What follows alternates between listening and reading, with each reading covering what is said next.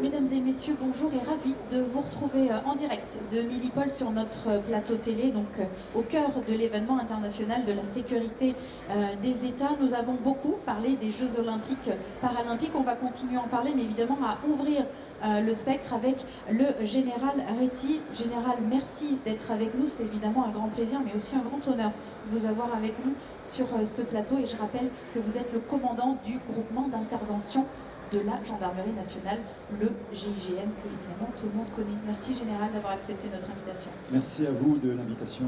Alors quelques questions au-delà des Jeux Olympiques, hein, parce qu'évidemment vous êtes impliqué au quotidien dans la sécurité du territoire national et donc évidemment des Français. Les menaces, on l'a évoqué hein, ici sur ce plateau et dans cette édition, Milipol sont de plus en plus importantes, protéiformes, elles surviennent forcément ensemble. On est un peu dans ce qu'on appelle la permacrise hein, aujourd'hui et cela évidemment a des implications sur votre unité, le GIGN. Quelles sont aujourd'hui ces menaces et donc les défis auxquels vous faites face? On imagine qu'il y a différents ordres, hein. Il y a du conjoncturel, il y a du structurel, il y a du défensif, il y a de l'offensif. Effectivement, les nouvelles menaces, je précise, n'effacent pas les anciennes. C'est un peu aussi toute la difficulté. C'est-à-dire qu'on continue à travailler sur les menaces qu'on pourrait penser un petit peu estomper. Je pense par exemple à la menace des détournements d'avions. On n'a pas eu depuis très longtemps, on est loin des années 70 où il y en avait une par semaine. Et pour autant, on doit continuer à travailler ces vecteurs. On l'a vu avec les nouvelles menaces sur le territoire national toujours, avec la montée de rétablissement de l'ordre, des violences urbaines. Et pas que urbain, on a vu aussi les contestations sur Sainte-Soline, sur des grands projets qui sont aujourd'hui très contestés, avec des actions extrêmement violentes, où progressivement le GIGN s'engage parce qu'on a une capacité d'apporter des savoir-faire en termes d'interpellation, en termes de protection, en termes d'acquisition du renseignement, qu'on met à la disposition des autorités administratives ou judiciaires. Je n'oublie pas non plus l'étranger. L'étranger, le GIGN actuellement est engagé dans 12 pays sensibles. Donc principalement pour la protection du représentant de la France, donc l'ambassadeur ou son représentant quand il n'est pas là. Nous sommes en Irak, on est sur Bagdad, on est aussi sur Mossoul, on est sur Erbil, on est sur Kiev, on est sur presque tout le spectre du Sahel, on est au Pakistan, on est en Haïti. Et on le voit bien, il y a quand même un effet domino, notamment dans le Sahel, où là aussi, les contestations terroristes, mais pas que, sont de plus en plus fortes, avec un adversaire qui est de plus en plus durci, qui est de plus en plus sophistiqué, et qui nécessite de mettre de plus en plus de moyens. Donc menace sur le territoire national, menace aussi outre-mer. On voit bien que les outre-mer, on le voit sur Mayotte, on l'a vu sur les Antilles, on l'a vu aussi sur la Guyane, on l'a vu avec le référendum de Nouvelle-Calédonie. Donc ce sont des territoires, des collectivités, des départements qui nous occupent énormément, et là encore avec des nouvelles menaces qui n'effacent pas les anciennes.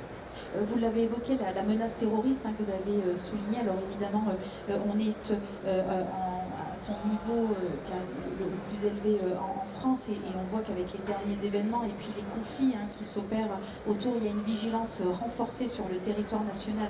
Évidemment pas que, mais pour ce qui concerne la France, comment est-ce que vous vous adaptez à cette menace qui est finalement ancienne mais qui se réinvente, et vous le disiez à l'instant, où effectivement ça se structure, ça se professionnalise, il y a de plus en plus de moyens, et on sait qu'à l'approche des JO, donc des Jeux Olympiques et Paralympiques, il y aura évidemment cette volonté d'utiliser cette vitrine internationale.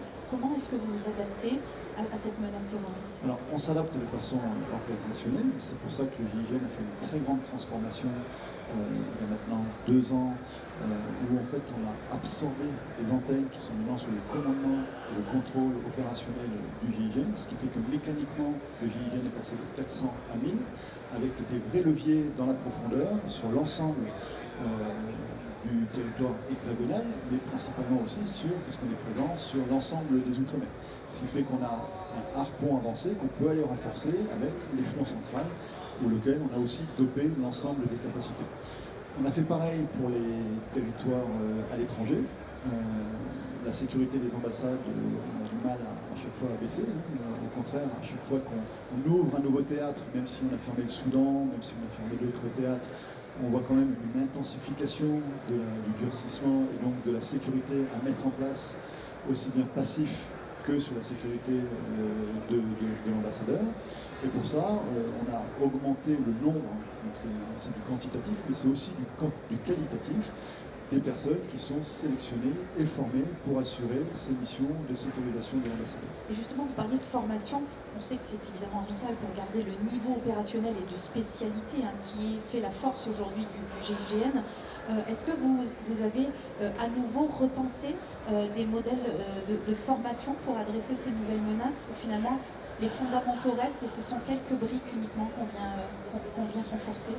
C'est vrai déjà qu'il n'y a pas de problème de recrutement, puisqu'en moyenne, au pôle central, je vais quand même donner un chiffre, on recrute entre 15 et 20 personnes par an, et j'ai en moyenne 300 ou 400 candidats, des gens qui sont déjà sélectionnés, qui arrivent maintenant avec des préparateurs physiques, des préparateurs mentaux, qui se disent qu'ils vont réussir et qui sont, des fois, c'est un rêve de très longtemps. Donc je n'ai pas de problème de recrutement, ce qui permet vraiment de sélectionner de la grande qualité. Mais ce qu'il faut rappeler aussi, c'est que même si vous avez 15 ou 20 places et 300 candidats, il se peut que vous ne recrutiez pas les 15 ou 20 s'ils ne satisfont pas aux exigences du GIGN, et ça c'est quand même à souligner. Vous êtes très bien renseigné. Ne rentre pas qui veut au GIGN. Comme dans d'autres unités, nous n'avons pas le monopole d'une sélection très forte, mais c'est vrai que je préfère me passer d'un candidat dans lequel j'aurai même le moindre doute, c'est à la fois dur mais juste, et en me disant que l'année prochaine ou dans 2 ans, j'aurai le quota. Pour l'instant, j'ai tous mes effectifs et j'ai plus un problème. C'est un problème de riche, je m'en cache pas, j'ai beaucoup de candidats, de très très bons candidats. Et au-delà de la sélection, qui est vraiment basée sur l'humain, bon, il y a les qualités physiques qui se ressortent régulièrement dans les reportages, mais c'est avant tout, moi ce que je cherche, c'est les soft skills.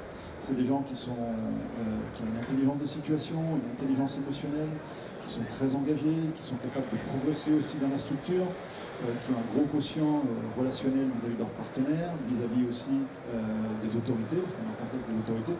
Donc souvent on retient la face émergée de l'iceberg, c'est le côté physique. C'est vrai que c'est un des gros critères, mais aujourd'hui je sélectionne quand même beaucoup plus sur les soft skills. Et les candidats que j'écarte au fur et à mesure, c'est souvent, non pas des problèmes de comportement, mais qui ont un doute sur leur viabilité dans le groupe et ce qu'on va leur demander ensuite en entraînement et en mission. La formation, on l'a durci.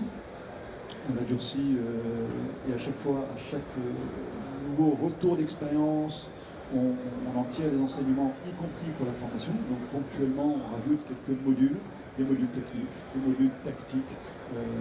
On fait aussi bien évidemment dans cette formation travailler avec les nouveaux équipements, et aujourd'hui la formation initiale dure quand même 1 an. Donc c'est quand même une des formations les plus longues au monde, mais c'est le prix à payer, c'est une taxe à l'instruction que je m'offre parce que je sais que derrière, au moins, je pourrai les engager sur n'importe quelle mission en tant qu'équipier.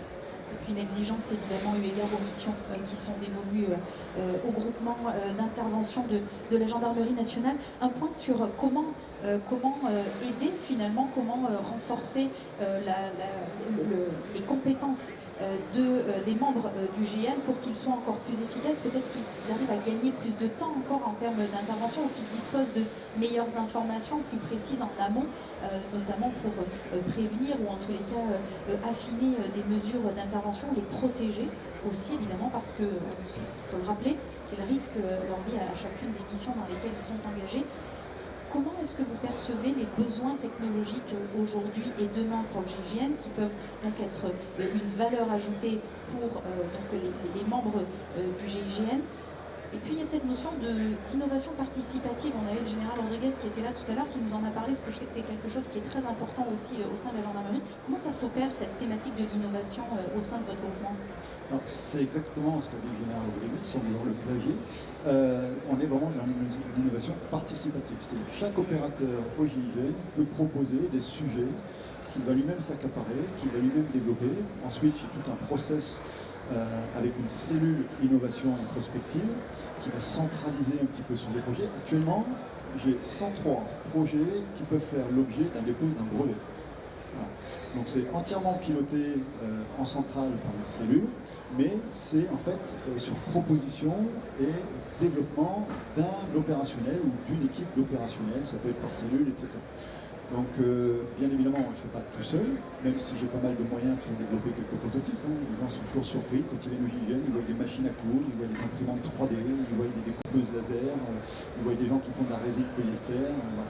Donc, on a le b.a.-ba pour faire des prototypes éventuellement, mais en général, on va travailler avec des partenaires qu'on retrouve ici sur ce salon ou d'autres. Là-dessus, tous ne viennent pas exposer à Milipol. Ce qui nous permet, c'est vrai que quand on arrive à Milipol, en général, on ne redécouvre pas grand-chose. Je vous dis une centaine de projets, beaucoup d'innovations, beaucoup de développement, et c'est un petit peu l'ADN du GIGN. Même notre armement, on ne l'achète pas sur étagère. Même la dernière munition qu'on utilise, on a demandé à la retravailler avec un industriel.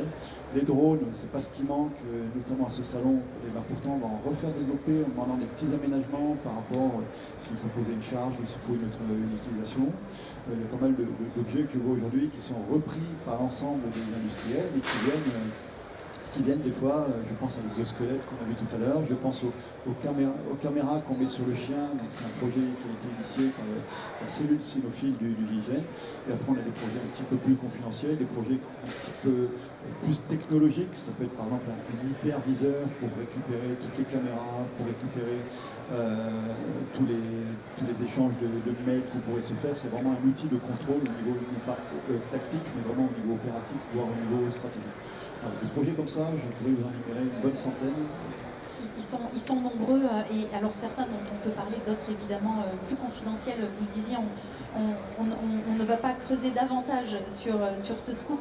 En revanche, sur la coopération internationale, peut-être un mot, vous l'avez dit, vous avez des agents qui sont déployés à l'étranger, mais vous avez énormément de coopération aujourd'hui, notamment sur des axes de formation dont on parlait tout à l'heure. Comment est-ce que vous êtes amené aujourd'hui à intensifier cette coopération? Sur quoi porte-t-elle? Est-ce qu'il y a des pays avec lesquels il y a des coopérations particulièrement engagées? Alors, oui, effectivement, l'année dernière, on a échangé avec 82 pays. Et je ne parle pas des différents réseaux, mais un réseau des unités d'intervention européennes, un réseau des négociateurs européens et international. On a un réseau des unités de protection, on a un réseau des enlèvements. Le GIGN fait partie des unités d'enlèvement. Ces réseaux-là nous permettent souvent d'avoir des idées dans d'autres pays qu'on aurait pu avoir, et ensuite, eux, ils ont peut-être cherché, ils ont trouvé une solution. Je prends un exemple concret, le réseau des enlèvements a attiré notre attention sur le fait qu'aujourd'hui, les personnes qui étaient enlevées, la rançon, on n'était plus sur comme un petit peu avant, où c'était du Mr Cash, on rentrait de l'argent, etc. Les Colombiens, les Brésiliens, qui sont quand même très exposés aux enlèvements, puisque c'est du 1 par jour, nous disent qu'aujourd'hui, 75% de leurs enlèvements, la remise de rançon se fait par biais Internet en bitcoins. Voilà. Donc du coup, on a aussi créé une cellule cyber, on s'est mis sur cette dynamique on avait déjà travaillé sur le ransomware, c'est un autre sujet. Donc il y a des réseaux qui nous aident beaucoup, on a des idées, on en donne quelques-unes, mais les niveaux sont quand même assez hétérogènes dans ces niveaux. Moi, je mise beaucoup sur les bilatérales, avec des échanges win-win. On a vraiment des partenaires très très solides. Je pense à certaines unités européennes, comme les Allemands, comme les Belges notamment aussi, les Américains, avec lesquels on a des bilatérales très très fortes. C'est très très bien, parce qu'avec l'approche de Los Angeles 2028, ça nous laisse une belle fenêtre d'opportunité. On avait les Israéliens, on avait d'autres pays. C'est quand même très ciblé, parce que vraiment que ce soit en toute transparence avec eux, en toute loyauté. On ne se cache rien, on se dit tout, ils nous débriefent des opérations et on leur briefe aussi des opérations. Et après, on a beaucoup d'actions de formation dans de très nombreux pays où on participe au rayonnement de la France. Donc on dispense des formations pour assurer la sécurité globale du monde. Et on dispense en fonction des thématiques, beaucoup de pays d'Afrique, d'Asie, de la péninsule arabique, même si avec la péninsule arabique, on a des partenariats win-win très forts aussi. Général Réty, merci beaucoup d'avoir été avec nous, merci d'avoir répondu à nos questions, merci d'avoir été présente sur ce plateau live Milipol. Merci à vous, bonne journée. Merci beaucoup. Merci à vous de nous avoir suivis et bien entendu, je vous invite à rester connectés puisque l'actualité en direct de Milipol continue.